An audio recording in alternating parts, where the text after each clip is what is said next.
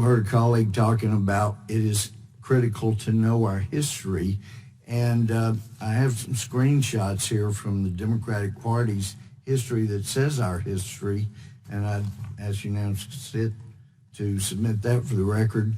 And it's interesting, and also this Wall Street Journal article, The Democrats' Missing History, it documents a number of things.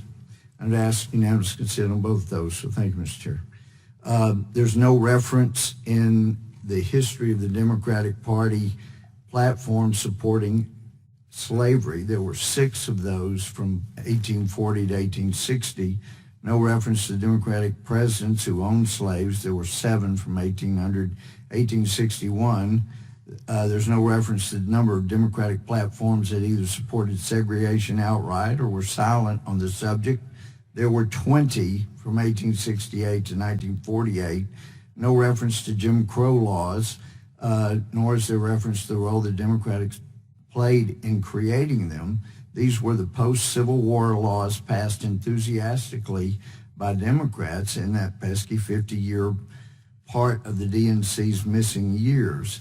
Also, there's no reference that 3/4 of the opposition to the 1964 Civil Rights Act what came in the House from Democrats, or that 80% of the nay votes in the Senate came from Democrats.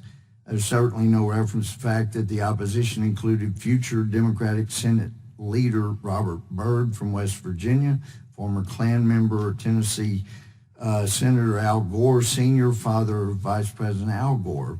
And last but certainly not least, there's no reference to the fact that Birmingham, Alabama Public Safety Commissioner Bull Connor, who infamously unleashed dogs and fire hoses on civil rights protesters, was in fact a member of both the Democratic National Committee and the Ku Klux Klan. So it is important that we know our history and we not punish people today for the sins of their predecessors in the Democratic Party. But I just stated all facts, and again, we have people who are denying history. That's not helpful to our discussion. But Mr. Owens, I would ask you, understanding that today's claim that the Republicans are the party of racism, what do you think your great-grandfather Silas would have said to someone who claims the Republicans are the party of racism? Well, my great-great-grandfather lived through that period, and he wouldn't have said that because at that time, all blacks were Republicans because that was the party that gave them freedom. Let me just ask you, have you suffered for taking these conservative positions? I guess what it comes down to is I don't think I've suffered at all. I'm thankful to growing up in an age where I was the fourth black American to be given a scholarship at the University of Miami.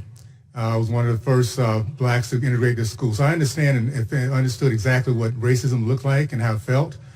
But my mom said one thing, remember specifically as I was kind of going through this phase, says, Burgess, make sure you don't let somebody else's problem become yours.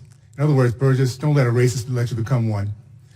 The other thing is that my dad taught us, very simply, to be a leader. If it's right, do it. If it's wrong, don't. I love my country. I love my race. I love my family. And that becomes all the other stuff of being accepted or liked. It makes no difference to me. We're at a very, very important part of our country today where black Americans are waking up. And I know that a lot might not agree with what I'm saying. That's okay. Just listen. And with time, let it simmer a little bit. Look around and see where our misery is being done today. Our misery is in the urban communities throughout our country where our kids have no hope, no jobs, no family, no dad, and no one tell them they can make it. If we understand that and we take responsibility, every single generation has done in our past to make sure the next generation feels better about their opportunities than less.